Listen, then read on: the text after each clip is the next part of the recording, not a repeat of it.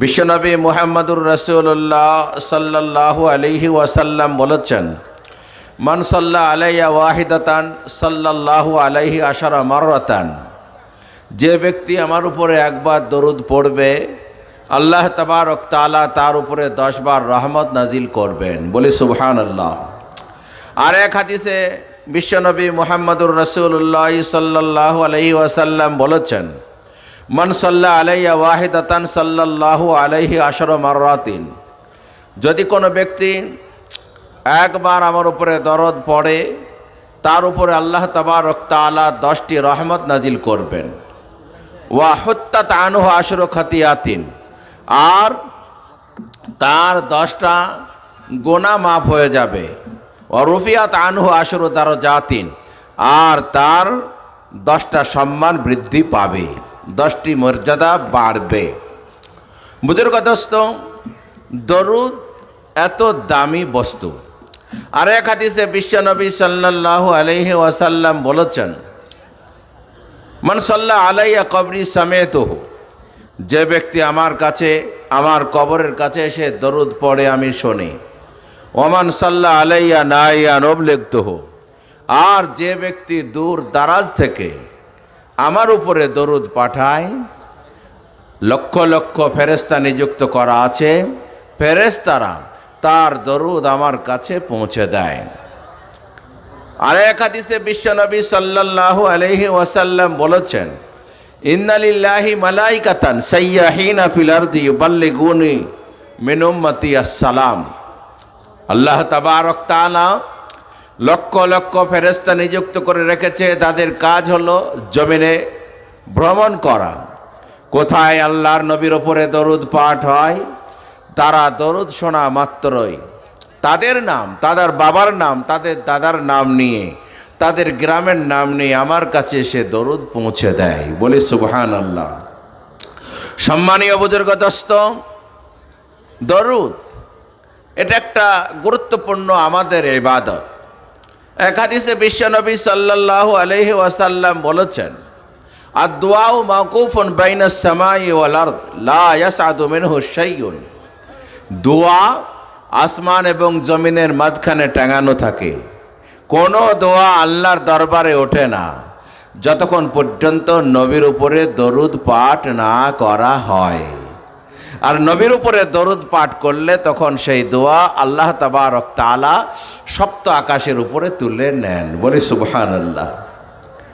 বিশ্বনবী সাল্লাল্লাহু আলাইহি ওয়াসাল্লাম পবিত্র জবানে বলেছেন, ইন্না আউলান নাসি বিয়াউমিল কিয়ামাতি আকসারুহু আলাইয়া সালাত। কিয়ামতের মাঠে সেই ব্যক্তি আমার নিকটতম হবে, কাছাকাছি হবে, যে ব্যক্তি যত বেশি আমার উপরে দরুদ পড়বে।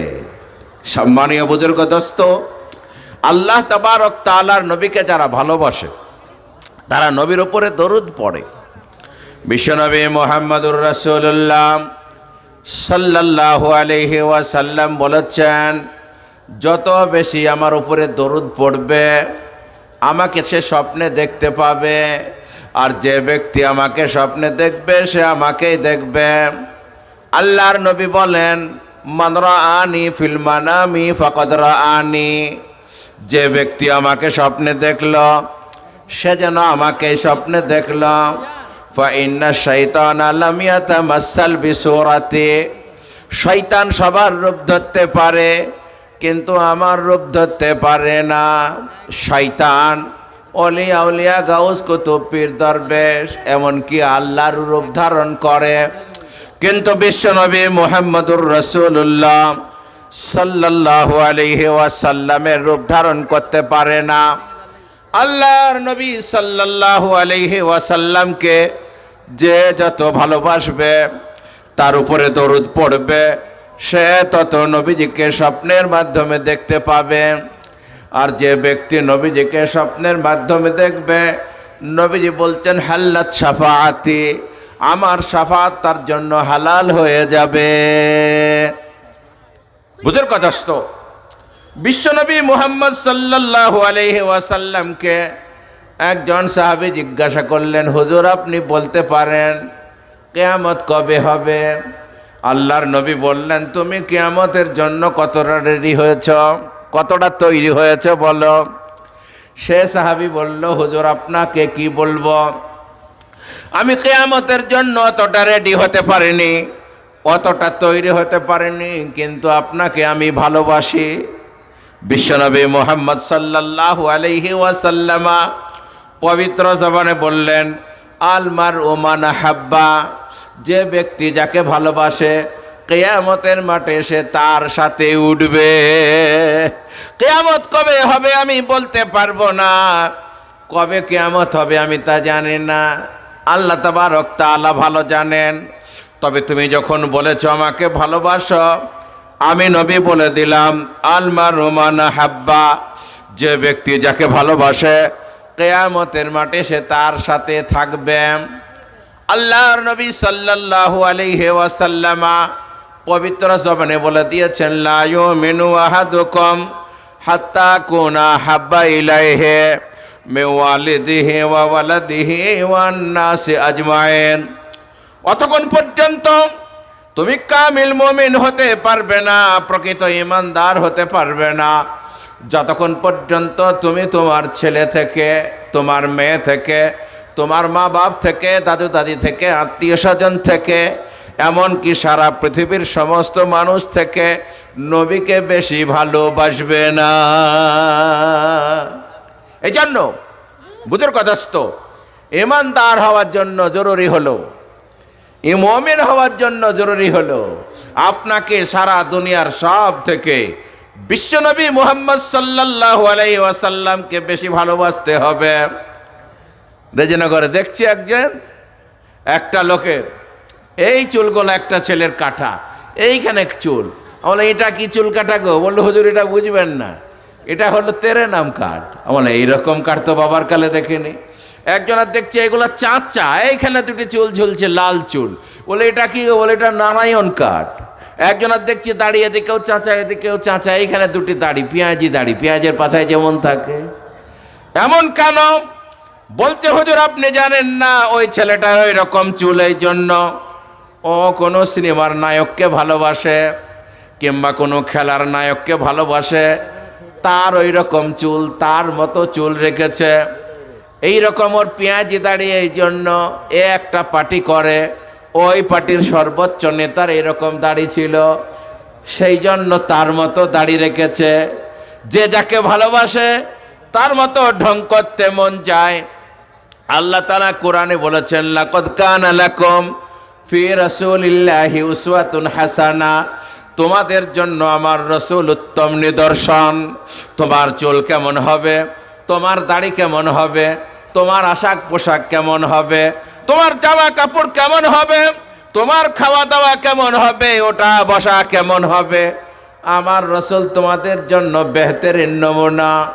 তোমার চুল যদি সিনেমার নায়ক নায়িকার মতো হয়, আর তোমার যদি দাড়ি তোমার পার্টির নেতার মতো হয়, জামা কাপড় ইহুদি নাসারাদের মতো হয়, আর তুমি যদি বলো আমি আল্লাহর রসুলকে ভালোবাসি, এটা ভালোবাসা নয়, চালাকি করা, চতুরতা করা। ভালোবাসা কাকে বলে একটু উদাহরণ দিয়ে দিই, ভালো করে শুনে যান। বিখ্যাত একজন সাহাবী ছিলেন, নাম তার বিলাল। তিনি নবীজিকে পিয়ার করেছিলেন, ভালোবেসেছিলেন। আল্লাহর নবী সপ্ত আকাশ ভেদ করে আল্লাহর আরশে গেলেন, তারপরে জান্নাত জাহান্নাম গেলেন। জান্নাতে ভ্রমণ করতে করতে দেখলেন যেন বিলাল তার সামনে চলতেছে, সামনে সামনে বিলালের আওয়াজ, পায়ের আওয়াজ। আল্লাহর নবী জান্নাত থেকে ঘুরে এসে বললেন, বিলাল তুমি কি এমন আমল করো? বলো তার মানে? বলে আমি দেখলাম জান্নাতে আমি ভ্রমণ করছি, তুমি যেন আমার সামনে সামনে চলিতেছ। হযরত বিলাল বললেন, এমন কোন আমল করি নাই ইয়া রাসূলুল্লাহ, ইয়া হাবিবাল্লাহ, তবে আপনাকে আমি ভালোবাসি। আর কি করো? হুজুর উজু করলে 2 রাকাত নামাজ পড়ি, উজু ভাঙলে আবার উজু করি। বিশ্বনবী মুহাম্মদ সাল্লাল্লাহু আলাইহি ওয়াসাল্লাম পবিত্র জবানে বললেন, আমি বুঝতে পারলাম তোমার এই আমলের কারণে, আমার ভালোবাসার কারণে আমি নবী দু জাহানের বাদশাহ কায়ে নামদার, আমি জান্নাতে ভ্রমণ করছি, দেখছি তুমি জানো জান্নাতে আমার সামনে সামনে চলিতেছ। বলি সুবহানাল্লাহ। ভালোবাসা কাকে বলে? আমরা মুখে বলি ভালোবাসি ভালোবাসি, নবী আমার জান, নবী আমার মাথা, নবী আমার মুকুট, নবী আমার তাজ, এটাকে ভালোবাসা বলা হয় না। ভালোবাসা মানে তার সুন্নতকে মানা। বুজুর্গ দোস্ত, ধরে নেন আপনি মাঠে থেকে আসলেন, অফিস থেকে আসলেন, আর আপনার বিবিকে বললেন এই আমাকে এক গ্লাস পানি দে, খুব পিপাসা লেগেছে। আপনার বিবি বলছে তোমাকে আমি বড্ড ভালোবাসি, তুমি আমার জান, তুমি আমার মাথা, তুমি আমার মুকুট, তুমি আমার তাজ, এই দুখানা রুটি তৈরি করে দে, ভোগ লেগেছে খাবো।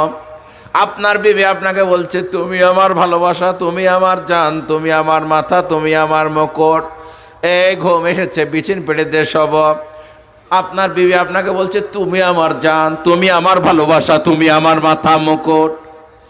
তখন বলছি তোর গোষ্ঠীকে বেছে রে, একটাও কথা শুনছে না, শুধু যা বলছি তাতেই বলছি তুমি আমার জান, তুমি আমার ভালোবাসা। তোকে তালাক, তোর মাকে তালাক, তোর 14 গোষ্ঠীকে তালাক, তোর বাপকে তালাক, তোর 7 গোষ্ঠীকে তালাক বেরো, বলবে না? বলবে না। একটাও কথা শুনছে না, শুধু বলছে তুমি আমার তাজ। বুজুর্গ দোস্ত, বিশ্বনবীকে তাজ আর মাথার মুকুট বলার দরকার নাই, তার সুন্নতকে যদি আপনি মেনে নেন এটা আপনার ভালোবাসা হয়ে গেল। আল্লাহর নবী বলেছেন মানা হাব্বা সুন্নতি ফাকাদ আহাব্বানি, যে ব্যক্তি আমার সুন্নতকে ভালোবাসে প্রকৃত সে আমাকে ভালোবাসে, আর যে ব্যক্তি আমাকে ভালোবাসে কানা মাই ফিল জান্নাহ, সে আমার সাথে জান্নাতে যাবে। ভালোবাসা কাকে বলে? হযরত বিলাল রাদিয়াল্লাহু তাআলা আনহু, আল্লাহর নবীর যখন ইন্তেকাল হয়ে গেল, মদিনা ছেড়ে চলে গেলেন দামেস্কে, আর মদিনায় তিনি দাঁড়ালেন না, দামেস্কে চলে গেলেন। সবাই মদিনায় থেকে গেল, হযরত বিলাল চলে গেলেন দামেস্কে। আল্লাহর নবীর ইন্তেকালের পরে খলিফা হলেন হযরত আবু বকর, 2 বছর 4 মাস হযরত বিলাল মদিনায় পা দেননি। তারপরে খলিফা হলেন হযরত ওমর রাদিয়াল্লাহু তাআলা আনহু। হযরত ওমর রাদিয়াল্লাহু তাআলা আনহু যখন খলিফা হলেন, মক্কার আর মদিনার সবাই বলল বিলালকে একবার মদিনাতে নিয়ে এসন, আমরা বিলালকে দেখতে চাই। এই মক্কার ফর্সা লোকেরা, মদিনার ধলো লোকেরা, এই কালো লোকটা, নাকটা তো চ্যাপটা, মুখটা কালো, তাকে দেখার জন্য পাগল হয়ে গেলাম। হযরত বিলালকে হযরত ওমর চিঠি লিখলেন, তুমি একবার মদিনায় এসো না। বলো অসম্ভব, আমি মদিনায় যেতে পারবো না। বলো না, আমি বলছি তুমি একবার মদিনায় এসো, তোমার মতো বিলালকে মদিনার লোক দেখার জন্য পাগল হয়েছে। হযরত বিলাল রাদিয়াল্লাহু তাআলা আনহু বললেন যাব, কিন্তু আমাকে আজান দিতে বলবেন না। হযরত বিলাল আসলেন, মদিনার লোকরা পাগলের মতো তাকে গলায় জড়িয়ে ধরল, এই কালো লোকটাকে। ধলো লোকেরা, ফর্সা লোকেরা বুকে জড়িয়ে ধরলো, মুসাফা করলো, মুআনাকা করলো, কোলাকুলি করলো। তারপরে জুমার দিনে হযরত বিলালকে বলল তুমি একবার আজান দাও না। বলে আমাকে আজান দিতে বলবেন না। বলো কেন? বলে আমি যখন আজান দিতাম আমি নবীকে দেখতে পেতাম, আর নবীকে দেখতে না পেলে আমার কলিজা ফেটে যাবে। বলে বিলাল গো, তোমার আজান শোনার জন্য মদিনার লোক পাগল হয়ে আছে, একবার তুমি আজান দাও না। হযরত বিলাল রাদিয়াল্লাহু তাআলা আনহু বললেন আমাকে কথাটা বলবেন না, বলো আপনাকে একবার আজান দিতেই হবে। হযরত বিলাল রাদিয়াল্লাহু তাআলা আনহু সকলের অনুরোধ শুনে মসজিদে নববীতে আজান শুরু করলেন। আল্লাহু আকবার, আল্লাহু আকবার, আল্লাহু আকবার, আল্লাহু আকবার। হযরত বিলালের আজানের ধ্বনি এত ভালো ছিল, এত একলাস ছিল, সপ্তকাশ ভেদ করে আল্লাহর আরশে যে ধাক্কা লাগত। হযরত বিলালের আজানের ধ্বনি শুনে মদিনার আবাল বনিতা, ছোট বড় ছেলে মেয়ে সব দৌড়াদৌড়ি করতে লাগলো। আমরা যেন নবীজির যুগ ফেরত পেয়েছি, মনে হচ্ছে যেন নবী আমাদের মধ্যে ফেরত এসেছে, নবীর যুগের আজান শুনতে পেয়েছি। বিলালের আজান, বিলালের আজান, চল চল চল বিলালের আজান। সবাই দৌড়তে লেগেছে, দৌড়ে মসজিদে নববীর দিকে ছুটছে। বিলালের আজান শুনলে কেউ বাড়িতে থাকতে পারতো না, সবাই মসজিদে চলে আসতাম। হযরত বিলাল রাদিয়াল্লাহু তাআলা আনহু আশহাদু আল্লা ইলাহা ইল্লাল্লাহ বললেন, তারপরে যেমন বলেছেন আশহাদু আন্না মুহাম্মাদার রাসূলুল্লাহ। মেম্বারের দিকে তাকলেন, নবীজিকে দেখতে পেলেন না, আর থাকতে পারলেন না। হযরত বিলাল যেন বেহুশ হয়ে পড়ে গেলেন, তার যেন আর কোনো জ্ঞান নাই, হোশ নাই, পাগল হয়ে গেছে, সেন্স হারিয়ে গেছে। হযরত বিলালকে ধরাধরি করে নিয়ে আসা হলো, পানি ঢালা হলো, চিকিৎসা করা হলো। অনেক চিকিৎসার পরে জ্ঞান আসলো, বলল আমাকে যদি মদিনায় রাখেন আমাকে আপনারা আর পাবেন না, আমাকে যদি মদিনায় রাখেন আমাকে আর বাঁচতে দেবেন না, আমাকে যদি বাঁচাতে চান মদিনা থেকে বার করে দেন। যে রাস্তাতে আমি নবীকে দেখেছি, যে মসজিদে আমি নবীকে দেখেছি, যে মসজিদের কাতারে মেম্বার আমি নবীকে দেখেছি, নবীকে না দেখলে থাকতে পারবো না। বলি সুবহানাল্লাহ। এ হলো নবীজির ভালোবাসা, এ হলো নবীর প্রেম, এ হলো নবীর মোহাব্বত। বিশ্বনবী মুহাম্মদুর রাসূলুল্লাহ সাল্লাল্লাহু আলাইহি ওয়াসাল্লাম পবিত্র জবানে বলে দিয়েছেন, যে ব্যক্তি আমাকে ভালোবাসবে সে আমার সাথে জান্নাতে যাবে। ইমাম আবু হানিফা রাহমাতুল্লাহ আলাইহি নবীজিকে এত ভালোবাসতেন, সব হাজী সাহেবরাই মদিনায় যে মদিনাতে 8 দিন থাকে, নবীর মসজিদে 40 ওয়াক্তের নামাজ পড়ে, কিন্তু তিনি মাত্র 3 দিন থেকে পালিয়ে যাচ্ছেন। সবাই বলল, ইমাম আবু হানিফা গো, তুমি পালিয়ে যাও কেন? বলো আমার আর থাকার উপায় নাই। যে মদিনাতে আমি পায়খানা করিনি, পেশাব করিনি, আমাকে পায়খানা পেশাব করতে হবে, বার হয়ে যাচ্ছে। সবাই বলল মদিনায় পায়খানা পেশাব আছে, তুমি পায়খানা পেশাব করো না কেন? ইমাম আবু হানিফা বললেন, পায়খানা পেশাব হবে বলে 3 দিন খাইনি, 3 দিন কোনো পানি মুখে দেইনি, আর সহ্য করতে পারছি না। বলো পায়খানা করো না কেন? বলো যে মাটির নিচে আমার নবী শুয়ে আছে, সেই মাটির উপরে আমি কি করে পায়খানা প্রস্রাব করি বলো? বলি সুবহানাল্লাহ। এ হলো প্রেম, এ হলো ভালোবাসা। ইমাম মালিক রহমতুল্লাহ আলাইহি মদিনার লোক ছিলেন, মদিনাতে চটি পায়ে দিতেন না। সবাই বলল মদিনায় চটি পায়ে দেন না কেন? হযরত ইমাম মালিক বলতেন, আমার পা ছিঁড়ে যাক সেও ভালো, মদিনায় আমি চটি পায়ে দিতে পারবই না। যে মাটির নিচে আমার নবী শুয়ে আছে, আরাম করিতেছে, সেই মদিনাতে আমি চটি পায়ে দিয়ে, চপ্পল পায়ে দিয়ে হাঁটি কি করে বলো? এ হলো ভালোবাসা। বিশ্বনবী মুহাম্মদুর রাসূলুল্লাহ সাল্লাল্লাহু আলাইহি ওয়াসাল্লাম পবিত্র জবানে বলে দিয়েছেন, আল মারু মান হাব্বা, যে ব্যক্তি যাকে ভালোবাসে কিয়ামতের মাঠে সে তার সাথেই উঠবে। লা ইউমিনু আহাদুকুম হাত্তা কুনা হাব্বা ইলাইহি মিন ওয়ালিদিহি ওয়া ওয়ালাদিহি ওয়ান নাসি আজমাইন। অতক্ষণ পর্যন্ত তোমরা ঈমানদার হতে পারবে না যতক্ষণ পর্যন্ত তোমার ছেলে থেকে, তোমার মেয়ে থেকে, তোমার বিবি বাচ্চা থেকে, এমনকি তোমার আত্মীয় স্বজন থেকে নবীকে বেশি ভালোবাসবে না। উহুদের প্রান্তরে নবীর ভালোবাসা কাকে বলে দেখেন। একটা মেয়ে ছুটছে, একজন সাহাবীর সঙ্গে দেখা হলো, বললো মা কোথায় যাও? বলে উহুদের প্রান্তরে শুনছি আমাদের মুসলমানদের দুর্ঘটনা ঘটেছে, দেখতে যাচ্ছে। বলে তোমার স্বামী মরে গেছে, শহীদ হয়ে গেছে, যে লাভ নাই। আবার ছুটতে লাগলো, ছুটতে ছুটতে যেতে যেতে আরেকজন সাহাবীর সঙ্গে দেখা হলো। বলো কোথায় যাও? বলো আমি যাচ্ছি নবীর মোলাকাত করতে। বলো তোমার 2টো বেটা ছিল, সেও মারা গেছে, শহীদ হয়ে গেছে। ওই লোকটা দৌড়ছে, মেয়েটি দৌড়ছে, দৌড়তে দৌড়তে চলে যাচ্ছে। আবার ছুটছে, লোকে বলল কোথায় যাও? বলো তোমার যে ভাই ছিল শহীদ হয়ে গেছে, যে লাভ নাই। আল্লাহর নবীর কাছে দৌড়তে দৌড়তে যেয়ে দেখছে নবীর দাঁত শহীদ হয়ে গেছে, মাথায় কড়া বসে গেছে। বিশ্বনবীকে তাকিয়ে তাকিয়ে দেখে বলছে, হুজুর ইয়া রাসূলুল্লাহ আপনি কেমন? বলে আমি ভালো আছি, এখনো বেঁচে আছে। ওই মেয়েটা বলছে, নবী গো আমি শুনেছি আমার স্বামী, আমার ভাই, আমার বেটা সব শহীদ হয়ে গেছে, আপনার চেহারা দেখে সব দুঃখ মোচন হয়েছে। বলি সুবহানাল্লাহ। এ হলো নবীর ভালোবাসা, এ হলো নবীর প্রেম, এ হলো নবীর মুহাব্বত। বিশ্বনবী মুহাম্মদ সাল্লাল্লাহু আলাইহি ওয়াসাল্লাম কে ভালোবাসা মানে বুজুর্গ দোস্ত আপনি পাকা ইমানদার। কিন্তু আজকে আমরা দেখছি অন্য জাতিকে ভালোবাসছে। এই যে দেখলাম আমরা বাবারে বড়দিনের আমরা কেক কেটেছি, কেটেছে না কাটিনি ঠিক করে বলুন? কেক খেয়েছি।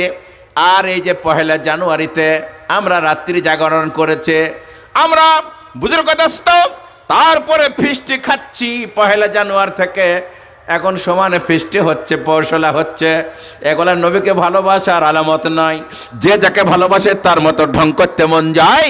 বিশ্বনবী মুহাম্মদুর রাসূলুল্লাহ সাল্লাল্লাহু আলাইহি ওয়াসাল্লাম পবিত্র জবানে বলেছেন, মান তাশাব্বাহা বিকওমিন ফাহুয়া মিনহুম, যে জাতি যার অনুকরণ করে কিয়ামতের মাঠে সে তার সাথে উঠবে।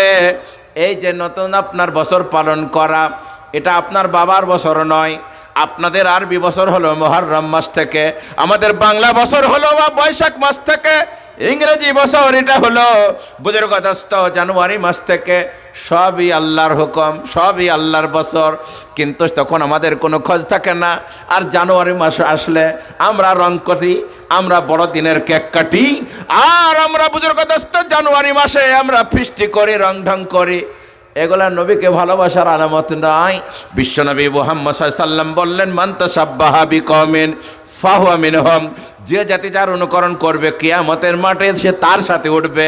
আপনার কি জানা আছে, আপনি যাদের অনুকরণ করলেন এই খ্রিস্টান ইহুদিদের, আপনি ইংরেজদের আপনি অনুকরণ করলেন, কিয়ামতের মাঠে যে তার সাথে উঠতে হবে, এ ভাবনাটা কি আপনার হয়েছিল?